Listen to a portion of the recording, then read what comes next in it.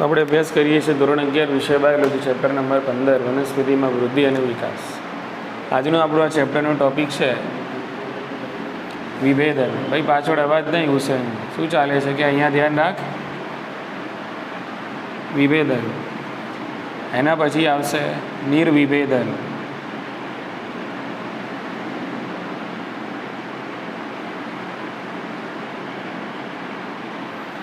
એના પછી આવશે પુનઃ વિભેદન,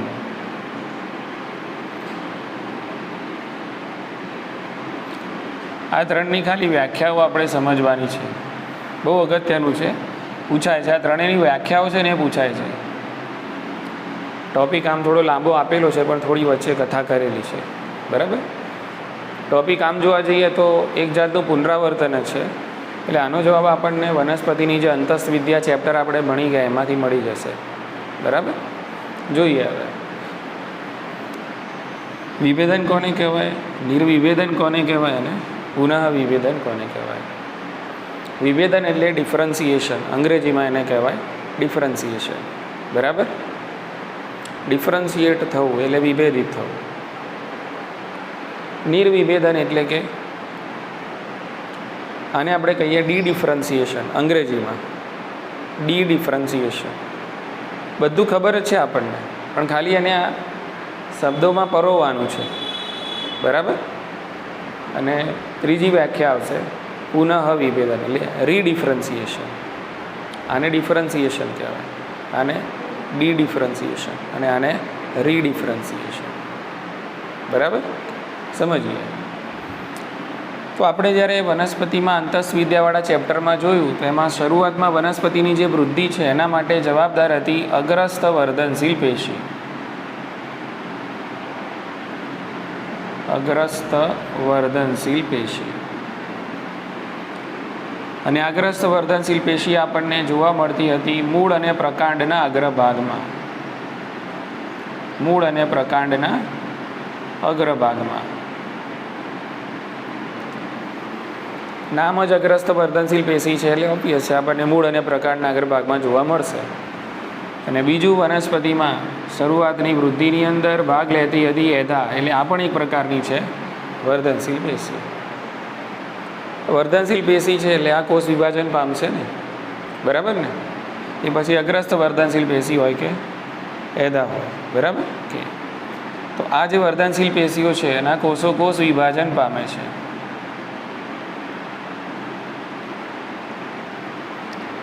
હવે કોષ વિભાજન પામે છે એનો મતલબ એમ કે કોષોની સંખ્યામાં વધારો કરે છે, એવું જ થયું ને. કોષ વિભાજન થાય એટલે કોષોની સંખ્યામાં વધારો થાય, ઘટાડો, વધારો થાય, બરાબર. કોષ વિભાજન પામે છે એટલે કે કોષોની સંખ્યામાં વધારો કરે છે. હવે કોષોની સંખ્યામાં વધારો થયા પછી આ જે કોષો છે એ કોષ વિભાજન પામવાની ક્ષમતા ગુમાવી બેસે છે. કોષ વિભાજન, કોષોની સંખ્યા વધી, સમજી લો કે આ હતો વર્ધનશીલ પેશીનો કોષ, બરાબર. હવે એને એ વિભાજન પામ્યો એટલે વિભાજન પામે એટલે આપણી જોડે ઘણા બધા કોષો થઈ ગયા. હવે આમાંના કેટલાક કોષો છે, દાખલા તરીકે આટલા કોષો આ વિભાજન પામવાની ક્ષમતા ગુમાવી બેસે છે એટલે એમનું હવે વિભાજન થશે નહીં. તો કેમ વિભાજન પામવાની ક્ષમતા ગુમાવે છે? કારણ કે એ શું ધારણ કરવા જઈ રહ્યા છે તે પરિપક્વતા તરફ જાય છે. ક્યાં જાય છે? પરિપક્વ બને છે, બરાબર કે. એ પરિપક્વ બનવાનો પ્રયત્ન કરે છે. આ કોષો છે સ્થાયી બનવાનો પ્રયત્ન કરે છે. આ કોષો પુખ્ત બનવાનો પ્રયત્ન કરે છે, બરાબર. હવે આવું કેમ કરે છે એ પણ સવાલ છે, બરાબર. તો આવું એટલા માટે કરે છે કે જો એ પરિપક્વ, સ્થાયી અને પુખ્ત બનશે તો વનસ્પતિમાં એ વિવિધ સંરચનાઓ છે એ ધારણ કરી શકશે. વિવિધ સંરચનાઓ એટલે કે શું? તો વિવિધ પેશીઓમાં અને વિવિધ છે એ અંગો છે એમાં તમને પરિપક્વતા જોવા મળશે. એટલે આ જે પ્રક્રિયા થઈ, આ પ્રક્રિયાને વિભેદન તરીકે ઓળખવામાં આવે છે. અને વિભેદન એટલા માટે થયું કે તમારે કરવા હતા ચોક્કસ કાર્યો કરવા માટે. તો પહેલી વ્યાખ્યા આપણને અહીંયા મળી ગઈ શું? વિભેદન. બરાબર. જો સરળ કરી આપું, ધ્યાન રાખો. મૂળ અને પ્રકાંડની અગ્રસ્ત વર્ધનશીલ પેશી અને જે એધા છે એના કોષ વિભાજન પામીને કોષોની સંખ્યામાં વધારો કરે છે અને આ કોષો પછી ચોક્કસ કાર્યો કરવા માટે આ કોષો છે વિભાજન પામવાની ક્ષમતા ગુમાવે છે અને કયા તરફ આગળ વધે છે? પરિપક્વતા તરફ આગળ વધે છે, સ્થાયી અને પુખ્ત બને છે અને વિવિધ પેશીઓ અને અંગો ધારણ કરે છે. એટલે આને વિભેદન કહેવાય. શું કહેવાય આને? વિભેદન. વિભેદન એટલે ફક્ત કોષોની સંખ્યામાં વધારો કરીને તમે કોષોનો ઢગલો કરી દો ખાલી, તો એ કંઈ કામનું નહીં. એમાંથી કેટલાક કોષો જે ચોક્કસ પેશીઓ અને અંગો છે એની અંદર રૂપાંતરણ થવા જોઈએ. એટલે આ જે રૂપાંતરણ થાય છે ચોક્કસ કાર્યો કરવા માટે આ કોષોનું વિવિધ પેશીઓ અને અંગોમાં, આને વિભેદન કહેવાય. આને શું કહેવાય? ખાલી કોષોનો ઢગલો નથી, એ કોષો એક જગ્યા ભેગા થઈને પેશીઓ બનાવે છે. કેટલાકે મૃદુતક પેશી બનાવી દીધી, કેટલાકે દ્રઢોતક બનાવી દીધી, કેટલાકે સ્થૂલકોણક બનાવી દીધી, કેટલાકે પ્રાથમિક અન્નવાહક બનાવી, કેટલાકે જલવાહક બનાવી. ખાલી કોષોનો ઢગલો નથી, એમણે અલગ અલગ પેશીઓ ધારણ કરી. બરાબર ને? અને અલગ અલગ અંગોની અંદર એ વિભેદન પામે છે. બોલો, ઉતરી ગઈ મગજમાં વાત? આને વિભેદન કહેવાય. પહેલી વ્યાખ્યા આપણને અહીંયા મળી ગઈ. ખ્યાલ આવી ગયો? એટલે સ્થાયી પેશીઓનું નિર્માણ થયું. કઈ પેશીઓનું? સ્થાયી પેશીઓનું નિર્માણ થયું. ચલો, હવે આ જે વિભેદન છે એમાં કયા પ્રકારના ચેન્જીસ થયા? બરાબર, વસ્તુ આપણે ભણી ગયા છીએ, ખાલી એને રિકોલ હું તમને કરાવું છું. બરાબર, આ બધું આવી ગયું છે ને આગળ? બરાબર, કોઈકને કંઈક રીતે આવી ગયું છે. હવે વિભેદન કેવી પ્રક્રિયા છે? તો એની વ્યાખ્યામાં આપણને કીધેલું છે કે વિભેદન એક પ્રકારની કોષની પરિપક્વતા તરફ આગળ વધતી એક ક્રિયાવિધિ છે. કોષ જ્યારે કોષ વિભાજન પામવાની ક્ષમતા ગુમાવે અને પરિપક્વતા તરફ આગળ વધે એ ક્રિયાવિધિને કહેવાય વિભેદન. એ ક્રિયાવિધિને શું કહેવાય? વિભેદન. દાખલા તરીકે હું નવો કોષ વિભાજન પામેલો કોષ છું. હવે મારે વિભેદિત થવું છે, મારે કોઈ ચોક્કસ પેશી કે ચોક્કસ અંગ ધારણ કરવું છે, તો હું હવે કોષ વિભાજન પામવાની ક્ષમતા છે ગુમાવી બેસીશ અને કયા તરફ આગળ વધીશ? પરિપક્વતા તરફ આગળ વધીશ. એટલે આ જે સફર છે પરિપક્વતાનો, બરાબર ને, એને વિભેદન કહેવાય. ઉતરી મગજમાં વાત? ઓકે. તો આ દરમિયાન કયા પ્રકારના ચેન્જીસ થશે? તો વિભેદન દરમિયાન કોષની અંદર આપણે વનસ્પતિ કોષની વાત કરીએ, વિભેદન દરમિયાન કોષના જે જીવરસ છે એમાં અને કોષની જે કોષ દિવાલ છે એની અંદર આપણને સંરચનાત્મક ફેરફારો જોવા મળે છે. સંરચનાત્મક ફેરફારો એટલે વિભેદન થાય એટલે કંઈ ચેન્જ તો થાય ને ભાઈ. શામાં ચેન્જીસ થશે? તો કોષના જીવરસ અને એની જે કોષ દિવાલ છે એમાં સંરચનાત્મક ફેરફારો જોવા મળે છે. દાખલા તરીકે, ઉદાહરણ તરીકે અહીંયા તમને આપેલું છે કે ભાઈ જલવાહિનીના કોષો, જલવાહિનીના કોષો. તો આ જલવાહિનીના કોષોમાં શું થાય છે? તો ધીમે ધીમે જલવાહિનીના કોષો છે એ જીવરસ ગુમાવે છે. જલવાહિનીના કોષો જીવરસ ગુમાવે છે. બીજું શું થાય છે? તો કોષોની ફરતે એક નવી અને દ્વિતીય કોષ દિવાલનું નિર્માણ થાય છે. શરૂઆતમાં જે કોષ દિવાલ બની હતી, જ્યારે કોષો વિભાજન પામતા હતા એ વખતે કોષની ફરતે જે કોષ દિવાલ બની હતી એને આપણે પ્રાથમિક કહીએ. શું કહીએ? પ્રાથમિક. અને પ્રાથમિક કોષ દિવાલમાં આપણને સેલ્યુલોઝ જોવા મળે. પ્રાથમિક કોષ દિવાલ સેલ્યુલોઝ યુક્ત હોય. પણ હવે જ્યારે વિભેદન થાય છે તો હવે એક નવી કોષ દિવાલનું નિર્માણ થાય છે. ખ્યાલ આવી ગયો? જીવરસ કોષો ગુમાવશે. બરાબર? ઓકે. અને નવી દ્વિતીય લિગ્નો સેલ્યુલોઝ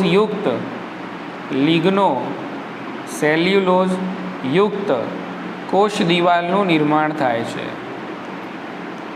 કોષ દિવાલનું નિર્માણ થાય છે. એટલે અહીંયા આપણે ઉપર લખ્યું ને કે ભાઈ વિભેદન થાય તો શું ચેન્જ થાય? તો જીવરસ અને કોષ દિવાલમાં સંરચનાત્મક ફેરફારો થાય છે. દાખલો લીધો આપણે જલવાહિનીના કોષો, તો જલવાહિનીના કોષો છે જીવરસ ગુમાવે છે, એટલે આ ચેન્જ આવી ગયો. બીજું કોષ દિવાલનો શું ચેન્જ થાય છે, તો નવી દ્વિતીય લિગ્નો સેલ્યુલોઝ યુક્ત, એટલે કે જેમાં કોષ દિવાલમાં લિગ્નિન પણ છે અને સેલ્યુલોઝ પણ છે. બરાબર, લિગ્નિનનું સ્થૂલન પણ થયેલું છે અને સેલ્યુલોઝ પણ છે. બરાબર કે તો આવી કોષ દિવાલનું નિર્માણ થાય છે. ખ્યાલ આવી ગયો કે અને એટલા માટે આ જલવાહિની જે ઘટક, આ જે જલવાહિની જે જોવા મળે છે આપણને કે ભાઈ જલવાહિની હોય અથવા તો જલવાહિનીકી હોય, એ જીવરસ ગુમાવે છે અને કોષો કેવા બને છે, મૃત બને છે. એટલે જલવાહિની હોય કે જલવાહિનીકી હોય, એ શું કહેવાય છે, મૃત ઘટક કહેવાય છે. બરાબર ને? ઓકે. અને આના કારણે જલવાહિનીને શું અને આના કારણે જલવાહિનીમાં શાની ક્ષમતા પેદા થાય છે, તો આના કારણે જલવાહિનીની અંદર દૂર સુધી પાણીનું વહન થઈ શકે છે. દૂર સુધી પાણીનું વહન, ઊંચા તણાવમાં પણ. એટલે તમારે શું કરવું હતું, તો આપણે વનસ્પતિમાં પાણીનું વહન કરવું હતું. બરાબર, વનસ્પતિમાં ઊંચા તણાવવાળી પરિસ્થિતિ હોય અને વનસ્પતિમાં આપણે દૂર દૂર સુધી પાણીનું વહન કરવું હતું. એટલા માટે કેટલાક કોષોએ ભેગા થઈને શું બનાવી દીધી, જલવાહિની બનાવી. બોલો, ખ્યાલ આવી ગયો? એટલે આ રચના ધારણ થઈને જલવાહિની બનીને આને વિભેદન કહેવાય. શું કહેવાય? ખાલી કોષોનો ઢગલો નથી કરી નાખ્યો, એટલે 2 કરોડ કોષો જાવ જીવો એવું છે ના, એ કોષો અલગ અલગ બધું ધારણ કરે. બોલો, ખ્યાલ આવી ગયો? જે રીતે આપણે કાર લઈએ છીએ, બરાબર, તો કારની અંદર પણ બધા પાર્ટ્સ અલગ અલગ હોય છે ને, અને દરેકનું કામ અલગ અલગ હોય છે. સ્ટિયરિંગનું કામ અલગ છે, મિરરનું કામ અલગ છે, એક્સિલેટરનું અલગ છે. એવું જ છે ને કે ખાલી તમને 100 કિલો લોખંડ આલી દે છે, જાઓ આ કાર તમારી, એવું છે? એવું નથી ને. બધા અલગ અલગ કાર છે ને, મતલબ અલગ અલગ પાર્ટ છે ને, દરેકનું કામ અલગ અલગ છે. એ રીતે અહીંયા આ રીતે એક ભાગ વિભેદિત પામે છે, જેને આપણે જલવાહિની કીધું. આવી રીતે તમે બીજા ઉદાહરણ લઈ શકો છો. મૃદુતક પેશી, દ્રઢોતક પેશી, પછી સ્થૂલકોણક પેશી, એ જ રીતે અન્નવાહક. ખ્યાલ આવી ગયો ને? આ બધા શું કહેવાશે, વિભેદિત થયેલા અંગો અને પેશીઓ. ખ્યાલ આવી ગયો ને? આને વિભેદન કહેવાય. ચલો હવે જોઈએ નિર્વિભેદન. બરાબર,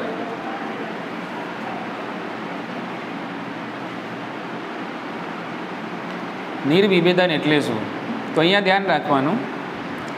હવે જો વિભેદન થયું એટલે આ કોષો તો કેવા થઈ ગયા, સ્થાયી થઈ ગયા ને.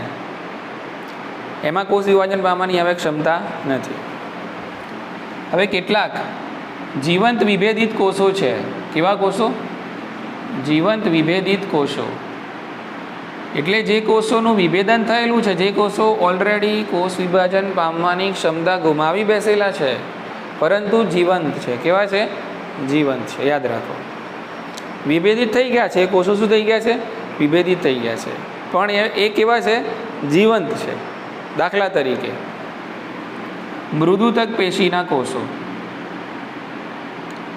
મૃદુતક પેશીના કોષો. ખ્યાલ આવી ગયો? તો આ મૃદુતક પેશીના કોષો કેવા કહેવાશે? તો જીવંત વિભેદિત કોષો છે. આ શબ્દ યાદ રાખજો, જીવંત વિભેદિત કોષો. તમે અહીંયા જુઓ, જલવાહિનીના કોષો છે, બરાબર છે, એ મૃત છે. કેવા છે? મૃત છે. પણ આવી જ રીતે સમજી લો કે તમે મૃદુતક પેશી બનાવી હોત તો એ મૃદુતક પેશીના કોષો વિભેદન પામેલા કહેવાશે, કોષ વિભાજનની ક્ષમતા ગુમાવી બેસેલા કહેવાશે, પણ એ જીવંત છે. કેવા છે? જીવંત છે. ખ્યાલ આવી ગયો? એટલે વનસ્પતિમાં કેટલાક ભાગોમાં આવેલા જીવંત વિભેદિત કોષો. બરાબર, દાખલા તરીકે મૃદુતક પેશીના કોષો, એમણે ઓલરેડી કોષ વિભાજન પામવાની ક્ષમતા ગુમાવી છે, પણ વનસ્પતિમાં જીવનના કેટલાક તબક્કામાં આ કોષો ફરીથી કોષ વિભાજન પામવાની ક્ષમતા પ્રાપ્ત કરે છે. ફરીથી. બોલો, સમજાયું? હા કે ના? ઓકે. એટલે મૃદુતક પેશીના કોષો છે, જીવનના વિવિધ તબક્કામાં શું કરે છે? ફરીથી વિભાજનની ક્ષમતા પ્રાપ્ત કરે છે. બરાબર કે? અને આનું ઉદાહરણ તમને યાદ અપાવી દઉં. આપણે વનસ્પતિ અંતસ્થ વિદ્યામાં ભણ્યા હતા કે ભાઈ આંતરપૂલીય એધા બનતી હતી. શું બનતી હતી? આંતરપૂલીય એધા. એટલે આ શામાંથી બનતી હતી? તો મૃદુતક કોષો જે શું હતા?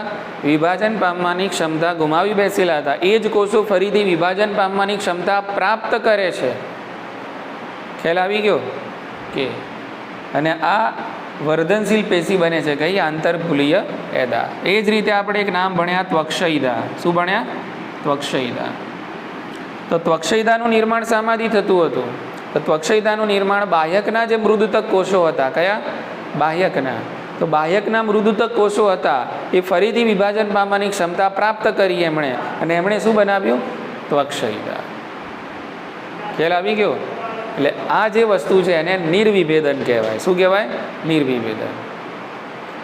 જીવંત વિભેદિત કોષો વનસ્પતિમાં કેટલાક ભાગોમાં, દાખલા તરીકે મૃદુતક પેશીના કોષો કે જેમણે કોષ વિભાજન પામવાની ક્ષમતા ગુમાવી દીધી છે, તેઓ ફરીથી કોષ વિભાજન પામવાની ક્ષમતા પ્રાપ્ત કરે છે. બરાબર? અને કઈ પેશીઓ બનાવે છે? આંતરપુલીય એદા અને ત્વક્ષયિદા. ખ્યાલ આવી ગયો? એટલે આ બંને શામાંથી બનેલી છે? મૃદુતક કોષો એ વિભાજન પામવાની ક્ષમતા પ્રાપ્ત કરી અને એટલા માટે એમાંથી બની ગઈ આ એદા. શું બની ગઈ?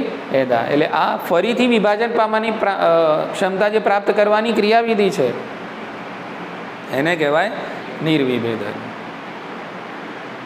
બોલો, ઉતરી ગઈ મગજમાં વાત? ઓકે,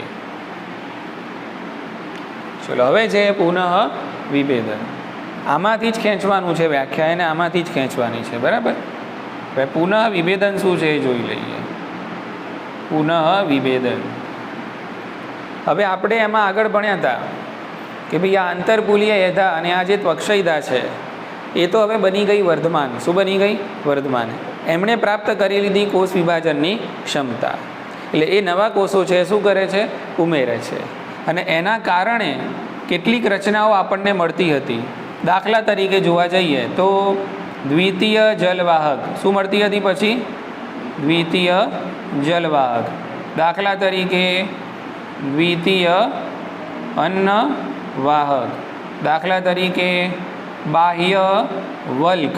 એટલે આ પ્રકારની પેશીઓનું નિર્માણ થતું હતું. એટલે થયું શું? જુઓ હવે પુનઃ વિભેદનમાં શું થયું? આપણે ફરીથી વિભાજન પામવાની ક્ષમતા પ્રાપ્ત કરી અને આપણે શું કીધું? નિર્વિભેદન. હવે આ કોષો વિભાજન પામે છે અને એ કોષો ફરીથી પાછા વિભેદન પામે છે, ફરીથી પાછા સ્થાયી થાય છે. શું થાય છે? ફરીથી સ્થાયી થાય છે. સમજાયું કે નહીં? એટલે આના કોષો વિભાજન પામ્યા, એને આપણે કીધું નિર્વિભેદન.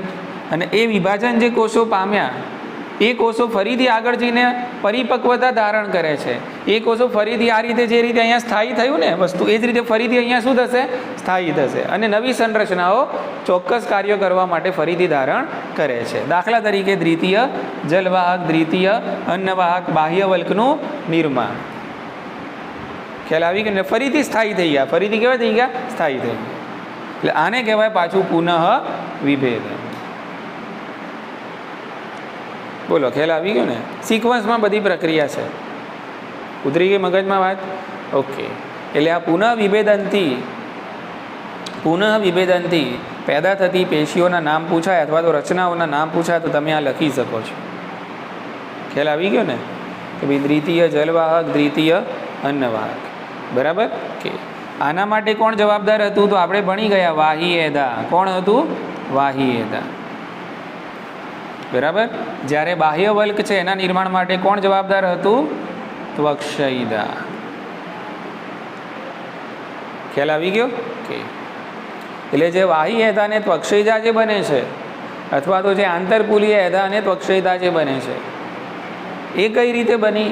તો એમાં જીવંત વિભેદિત કોષો જે મૃદુતક પેશીના હતા એમણે ફરીથી વિભાજન પામવાની ક્ષમતા ધારણ કરી એટલે આ રચનાઓ બની. ખ્યાલ આવી ગયો ને? કે એને બી નિર્વિભેદન કીધું. અને એમાંથી ફરીથી પાછા જે કોષો પેદા થયા અને ફરીથી પાછા કેવા થઈ ગયા? પરિપક્વ થઈ ગયા, ફરીથી સ્થાયી થઈ ગયા અને ચોક્કસ પેશી અને અંગોનું એમણે ફરીથી નિર્માણ કરી દીધું. એટલે ફરીથી એમને કોષ વિભાજન પામવાની ક્ષમતા ગુમાવી દીધી. એટલે એક વિભેદન અહીંયા થયું હતું અને એક વિભેદન પાછું અહીંયા થયું. એટલે આને કહેવાય પુનર્વિભેદન. બોલો, ઉતરી ગઈ મગજમાં વાત? બરાબર? કે હવે આ પહેલું જે વિભેદન થાય છે ને શરૂઆતમાં, એનાથી કઈ રચનાઓ તમને મળે છે? તો એનાથી તમને મળે છે મૃદુતક પેશી, દ્રઢોતક પેશી, સ્થૂલકોણક પેશી. એટલે બધી કેવી કહેવાય? સ્થાયી પેશી. એ જ રીતે અન્નવાહક અને જલવાહક પણ કઈ? પ્રાથમિક અન્નવાહક અને પ્રાથમિક જલવાહક.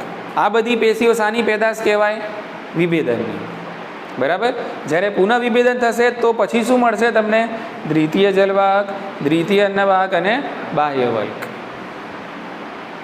બોલો, ખ્યાલ આવી ગયો? બાહ્યવલ્કમાં શું હતું? 3 વસ્તુ હતી. બરાબર ને? ઉપત્વક્ષા, ત્વક્ષા અને ત્વક્ષયિતા. એટલે આ રીતે શાનું નિર્માણ થાય છે? બાહ્યવલ્કનું નિર્માણ થાય છે. છાલ બને. શું બને છે? છાલ. ખ્યાલ આવી ગયો ને? ઓકે. તો 3 વ્યાખ્યાઓ ક્લિયર મગજમાં?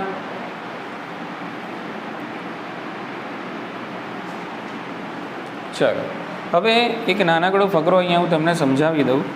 બરાબર. આપણે હમણાં જ જોયું પ્રસ્તાવનાની અંદર કે વનસ્પતિમાં વૃદ્ધિ સતત છે. હા કે ના? વનસ્પતિમાં વૃદ્ધિ કેવી છે? સતત છે. વૃદ્ધિ છે એ સતત છે. સતત કહો, અવિરત કહો. બરાબર. એનો મતલબ એમ કે પરિમિત કે અપરિમિત છે. કેવી છે? પરિમિત કે અપરિમિત છે. તો એવી જ રીતે વિભેદન પણ કેવું છે? સતત છે. નોટ ઓનલી વૃદ્ધિ બટ ઓલ્સો વિભેદન. એમ જે રીતે વૃદ્ધિ સતત છે એ જ રીતે શું સતત છે ભાઈ? વિભેદન પણ કેવું છે? સતત છે. એક આ મુદ્દો મગજમાં નાખી દો. બરાબર. કારણ કે જો વિભેદન અહીંયા પણ થાય છે, પાછું વિભેદન ફરીથી પણ થાય છે, પુનઃ વિભેદન. એટલે વિભેદન પણ કેવું છે? સતત જ છે. ઉતરી ગઈ મગજમાં વાત? એક મુદ્દો આ. બરાબર છે. બીજું કે ભાઈ કોઈ પણ પેશ, કોઈ પણ કોષ કે કોઈ પણ પેશી છે એનું અંતિમ સ્વરૂપ શું હશે? તો એ શાના આધારે નક્કી થાય? દાખલા તરીકે મારી જોડે અહીંયા કોઈ કોષ છે. બરાબર. અથવા તો મારી જોડે અહીંયા કોઈ પેશી છે. તો એનું લાસ્ટ સ્વરૂપ શું હશે? સમજી લો કે આ કોષ છે, એનું વિભાજન થયું. બરાબર. અને પછી કોઈ સ્થાયી રચના બની. બરાબર. તો એ સ્થાયી રચના કઈ બનશે? એનો આધાર શાના ઉપર છે? કારણ કે અહીંયા વિભાજન પામીને પાછું વિભેદન થશે ને. બરાબર ને? ઓકે. એટલે કોઈ પણ કોષ કે કોઈ પણ પેશી એનું અંતિમ સ્વરૂપ શું હશે? બરાબર. એનો આધાર એ ક્યાં સ્થાન પામેલ છે એના ઉપર રહેલો છે. ઉતરે છે મગજમાં? હું પછી ઉદાહરણ આપું છું. પહેલાં આ વસ્તુ સમજો. કોઈ પણ કોષ કે કોઈ પણ પેશીનું અંતિમ સ્વરૂપ શું હશે? બરાબર. એનો આધાર એ ક્યાં સ્થાન પામેલ છે એના ઉપર રહેલો છે. દાખલા તરીકે અહીંયા તમને સમજવા માટે ઉદાહરણ આપેલું છે. સમજી લો કે ભાઈ મૂળની અગ્રસ્થ પેશી, મૂળની અગ્રસ્થ પેશી. બરાબર. કે જે છે વર્ધમાન. કેવી છે? વર્ધમાન. બરાબર. તો મૂળની અગ્રસ્થ વર્ધમાન પેશીના કોષો કે જે દૂરસ્થ સ્થાન પામેલા છે. કેવા છે? દૂરસ્થ. બરાબર. તો આ કોષો વિભેદિત થશે અને આ કોષોમાંથી શાનું નિર્માણ થશે? મૂળ ટોપ. બરાબર. એટલે મૂળની અગ્રસ્થ વર્ધનશીલ પેશીના જે દૂરસ્થ કોષો છે, બરાબર, એ દૂરસ્થ કોષો છે એટલે એનું શું બની ગયું? તો એનું બની ગયું મૂળ ટોપ. બરાબર ને? એટલે એ ક્યાં આવેલા છે એના ઉપરથી નક્કી થશે કે એનું અંતિમ સ્વરૂપ શું હશે. તો જો કોષો દૂરસ્થ આવેલા હશે તો એમની બની જશે મૂળ ટોપ. અને જે કોષો દૂરસ્થ નથી પણ પરિઘ વિસ્તારમાં ધકેલાયેલા છે. કયા વિસ્તારમાં? પરિઘ વિસ્તારમાં ધકેલાયેલા છે. તો આ જે છે એનું બની જશે અધિસ્તર. આનું શું બનશે? અધિસ્તર. બોલો, હવે ખબર પડી વસ્તુમાં? કોઈ પણ કોષ કે કોઈ પણ પેશી, બરાબર, એનું અંતિમ સ્વરૂપ શું હશે? દાખલા તરીકે અંતિમ સ્વરૂપ આવ્યું, કોઈકનું આવ્યું મૂળ ટોપ અંતિમ સ્વરૂપ, કોઈકનું આવ્યું અધિસ્તર. એટલે એનું અંતિમ સ્વરૂપ શું હશે? એનો આધાર એ ક્યાં સ્થાન પામેલ છે, એ દૂરસ્થ છે કે પછી પરિઘમાં છે, એવી રીતે એના ઉપરથી નક્કી થતું હોય છે. દાખલા તરીકે મૂળની અગ્રસ્થ વર્ધનશીલ પેશી, એના જે દૂરસ્થ કોષો છે એ વિભેદન પામીને મૂળ ટોપનું નિર્માણ કરે છે, જ્યારે મૂળની અગ્રસ્થ વર્ધનશીલ પેશીના પરિઘમાં ધકેલાયેલા કોષો છે એ અધિસ્તરમાં વિભેદિત થાય છે. ઉતરી ગઈ ને મગજમાં વાત? ઓકે. તો અહીંયા મુદ્દો પૂરો થયો, જેનું નામ હતું વિભેદન, નિર્વિભેદન અને પુનઃ વિભેદન, ડિફરન્સિએશન, ડીડિફરન્સિએશન અને રીડિફરન્સિએશન. ખ્યાલ આવી ગયો ને? ચાલો, એના પછીનો મુદ્દો છે વિકાસ કે વૃદ્ધિ આપેલું છે વિકાસ. જોઈ લઈએ ફટાફટ, વિકાસ કરી લઈએ આપણે. વિકાસ એટલે ડેવલપમેન્ટ, બરાબર. વિકાસની વ્યાખ્યા આપણે આગળ જોઈ, વૃદ્ધિ વત્તા વિભેદન. હા કે ના? મગજમાં ઉતરી ગઈ છે ને વ્યાખ્યા? વિકાસ બરાબર શું છે? વૃદ્ધિ વત્તા વિભેદન. એટલે કે વનસ્પતિમાં જોવા મળતી જે ક્રમિક વૃદ્ધિ અને વિભેદનના સરવાળા અને વિકાસ તરીકે ઓળખવામાં આવે છે. ક્લિયર છે? બીજી રીતે આપણે કંઈક વ્યાખ્યાયિત કરવું હોય તો માની લો કે કોઈ પણ સજીવ છે. હવે આપણે પોતે સજીવ છે તો આપણું પોતાનું એક જીવન ચક્ર છે. હા કે ના? ઓકે. એટલે કોઈ પણ સજીવનું શું હોય છે? જીવન ચક્ર. અને આ જીવન ચક્ર દરમિયાન થતા જે ફેરફારો છે ક્રમિક, આ જીવન ચક્ર દરમિયાન થતા ક્રમિક ફેરફારો છે એને વિકાસ તરીકે ઓળખવામાં આવે છે. પણ ક્યાંથી ક્યાં સુધીના ફેરફારો? દાખલા તરીકે વનસ્પતિની વાત કરીએ તો બીજાંકુરણથી લઈને, ક્યાંથી લઈને? બીજાંકુરણથી લઈને ક્યાં સુધીના ફેરફારો? વૃદ્ધત્વ સુધીના ફેરફારો, કે જ્યારે કોષો કેવા બને છે? મૃત બને છે. અહીંયા સુધીનો સફર એને કહેવાય વિકાસ. ખ્યાલ આવી ગયો ને? કોઈ પણ સજીવના જીવન ચક્રની અંદર વિવિધ તબક્કાઓમાં જોવા મળતા જે ક્રમિક ફેરફારો છે, દાખલા તરીકે વનસ્પતિનું ઉદાહરણ લઈએ તો વનસ્પતિમાં બીજાંકુરણથી લઈને કે વૃદ્ધત્વ સુધી એનું આખું જે જીવન છે એમાં કયા ફેરફારો થઈ રહ્યા છે એને વિકાસ તરીકે ઓળખવામાં આવે છે. બરાબર? ચલો, હવે વનસ્પતિના કોષની આપણે વાત કરીએ તો વનસ્પતિના કોષનું તમારે આખું જીવનચક્ર રેખાંકિત સ્વરૂપે વર્ણવવું હોય તો એના માટે એક આપણને રેખાંકિત આખી આકૃતિ દોરીને સમજાવેલું છે, જે ઓલરેડી મેં તમને સમજાવેલું છે જ, નવું નથી. ક્યાં સમજ્યા હતા આપણે આ જ વસ્તુ? વનસ્પતિમાં વિવિધ વૃદ્ધિ તબક્કાઓમાં. પહેલો તબક્કો હતો કયો? વર્ધમાન તબક્કો. બીજો વિસ્તરણ તબક્કો. ત્રીજો પરિપક્વન તબક્કો. બસ એ જ વસ્તુ અહીંયા છે, અલગ શબ્દોમાં. એ જ વસ્તુ છે, કંઈ નવું છે નહીં. સમજી લો કે વનસ્પતિનો મારી જોડે કોઈ એક કોષ છે અને આ કોષનો મારે વિકાસ સમજાવવો છે. એનો મતલબ એમ કે મારું એનું જીવનચક્ર સમજવું છે. તો હવે શું થશે? ઓકે, તો માની લો કે પહેલાં જે પ્રક્રિયા છે આપણે એને કહીએ છીએ કોષ વિભાજન. શું કહીએ છીએ આપણે? કોષ વિભાજન. કોષ વિભાજન કેમ થયું? કારણ કે અહીંયા કેવા કોષો છે? વર્ધમાન કોષો છે. બરાબર ને? ઓકે, ચલો. હવે આ વર્ધમાન કોષો છે, બરાબર, એ ધીમે ધીમે એમના જે જીવરસ છે એ જીવરસમાં થશે વૃદ્ધિ. જીવરસમાં શું થશે? વૃદ્ધિ. ખ્યાલ આવી ગયો? ચલો, આ જીવરસમાં જે વૃદ્ધિ થાય છે એને આપણે કહીએ છીએ વિસ્તરણ. શું કહીએ છીએ? વિસ્તરણ. અથવા તો બીજો શબ્દ આપેલો છે દીર્ઘીકરણ. દીર્ઘીકરણ. બરાબર? ચલો, પછી શું થશે? તો પછી આ કોષો છે વિસ્તરણ થઈને વિભેદિત થાય છે. શું થાય છે? વિભેદિત. એટલે શું થશે? વિભેદન થશે.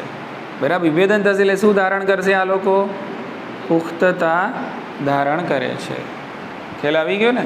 ચલો, પછી બને છે પુખ્ત કોષ. પછી શું બનશે? પુખ્ત કોષ.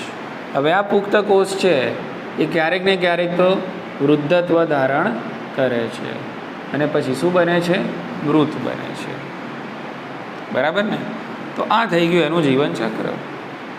એટલે આ કઈ રીતે અગત્યનું છે? તો તમને આ આકૃતિ આપેલી હશે અને અહીંયા PQRS અહીંયા બધું મૂકેલું હોય, તમારે શોધવાનું કે શું છે આ.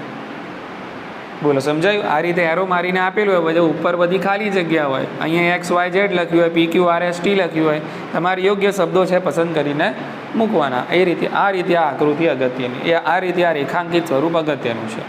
એટલે આ શું દર્શાવે છે? વનસ્પતિના કોષનો વિકાસ દર્શાવે છે. કયા સ્વરૂપમાં? રેખાંકન સ્વરૂપમાં છે. કે ભાઈ પહેલાં વર્ધમાન કોષ હશે, બરાબર? એ વર્ધમાન કોષ વિભાજન પામશે, પછી એ કોષોની જીવરસની વૃદ્ધિ થશે, જેને તમે શું કહો છો?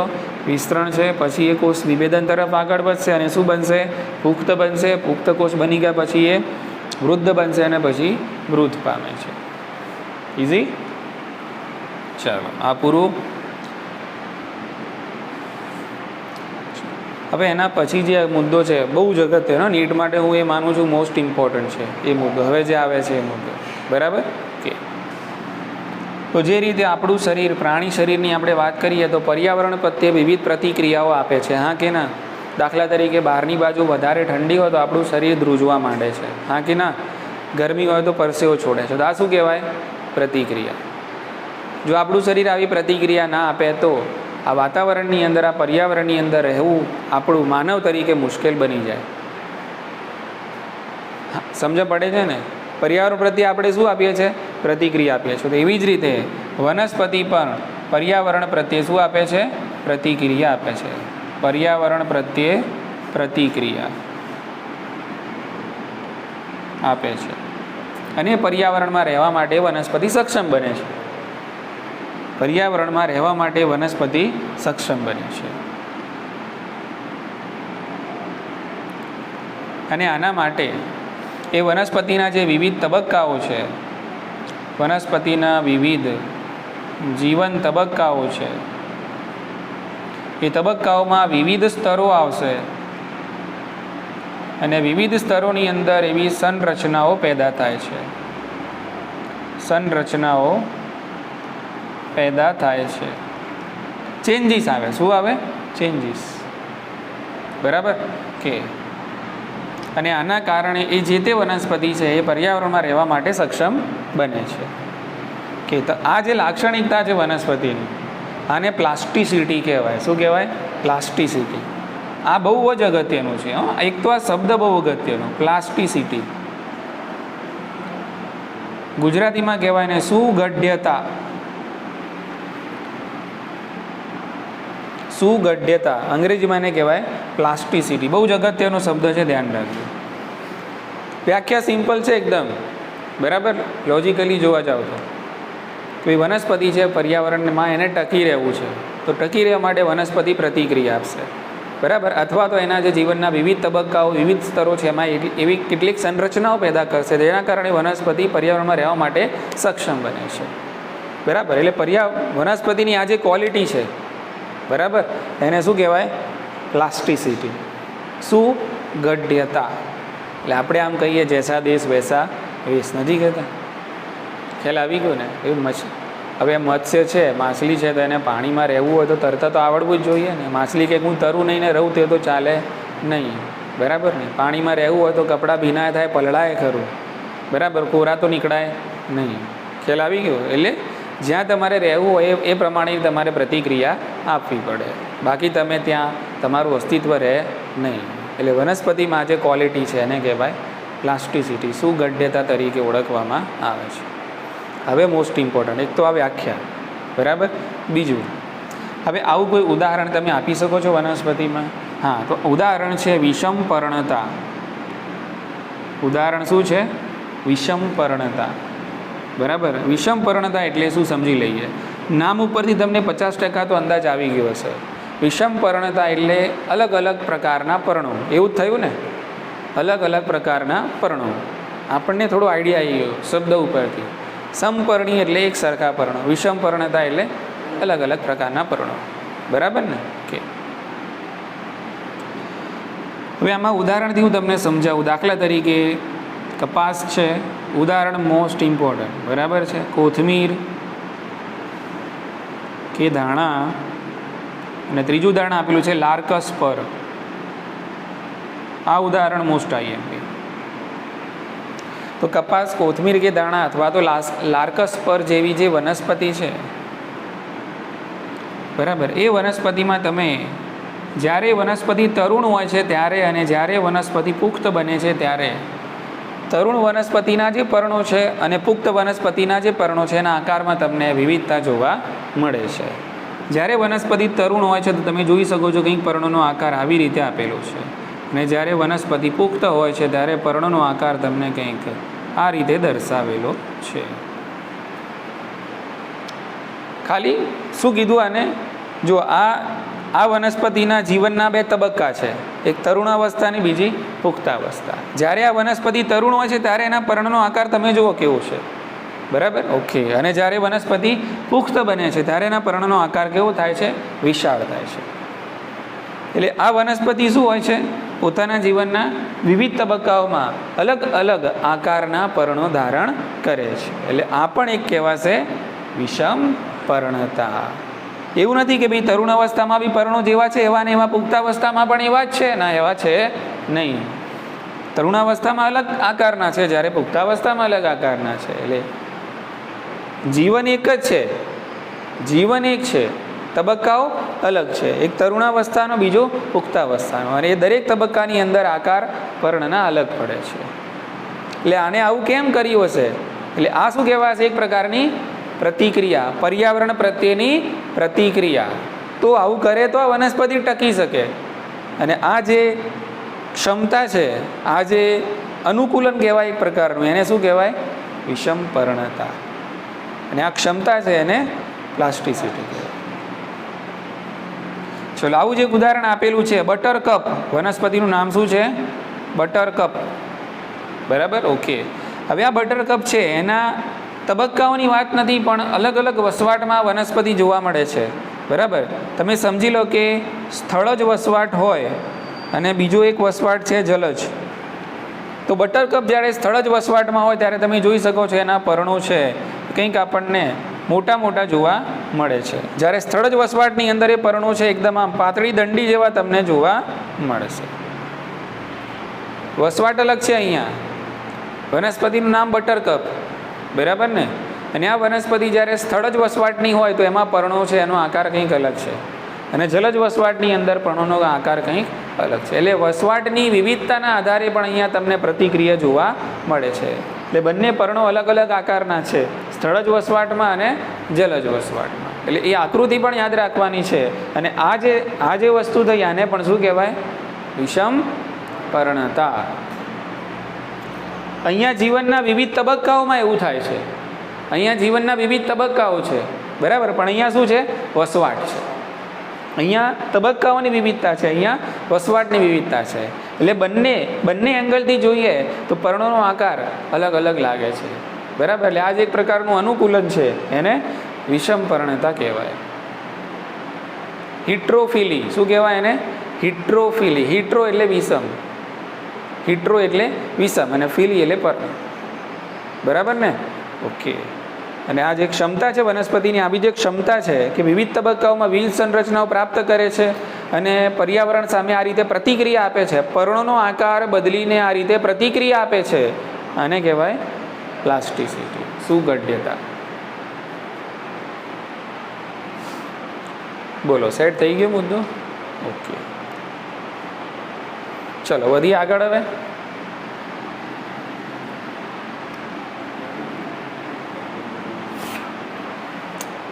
હવે વનસ્પતિ છે, આપણે મુદ્દો ઉઠાવ્યો છે વિકાસનો, બરાબર. અને વિકાસ એટલે શું? આપણને ખબર પડી કે વૃદ્ધિ અને વિભેદનનો સરવાળો છે, એને વિકાસ કહેવામાં આવે છે. અને આપણે એ પણ જોયું કે ભાઈ વનસ્પતિની જે વિકાસ થઈ રહ્યો છે એમાં વિવિધ પરિબળો અસર કરે છે, બરાબર. એમાં આપણે જોયું કે વનસ્પતિનો જે વિકાસ અથવા તો જે વૃદ્ધિ છે એના ઉપર આંતરિક પરિબળો પણ અસર કરે છે અને બાહ્ય પરિબળો પણ અસર કરે છે. આંતરિક અને બાહ્ય પરિબળોની આપણે ચર્ચા કરી લીધી ઓલરેડી. તાપમાન, પાણી, પ્રકાશ, બરાબર ને? આ બધું શું કહેવાશે? હા, ઓક્સિજન છે, બધું બાહ્ય પરિબળો કહેવાશે. એટલે એની અહીંયા યાદી ફરીથી નથી બનાવતો, ખ્યાલ આવી ગયો? એ ઓલરેડી આપણે સમજી ગયેલા છીએ. તો એ બધા થશે બાહ્ય પરિબળો. આપણો હવે ઇન્ટરેસ્ટ છે ક્યાં? આંતરિક પરિબળોમાં. તો વનસ્પતિના વિકાસ ઉપર અસર કરતા જે આંતરિક પરિબળો છે એ પાછા બે પ્રકારના હોય છે. એક હોય છે અંતઃકોશીય. એક કયા હશે? અંતઃકોશીય. અને બીજા હશે આંતરકોશીય. અંતઃકોશીય એટલે શું? તો જનીનો,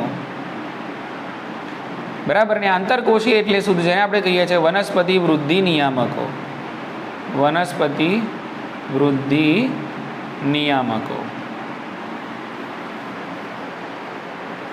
બરાબર.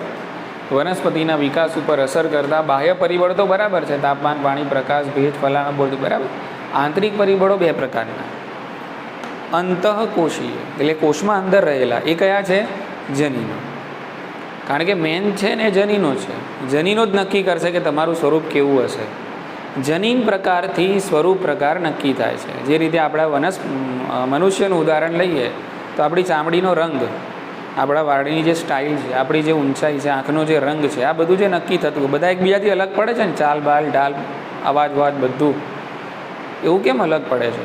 કારણ કે બધાના જનીન પ્રકાર અલગ અલગ છે. સમજાય છે ને? પણ આ જનીનો છે એ કયું પરિબળ કહેવાશે? અંતઃકોશીય. એટલે કે કહેવાશે તો આંતરિક જ. આંતરકોશીય પરિબળો એટલે કે વનસ્પતિ વૃદ્ધિ નિયામકો.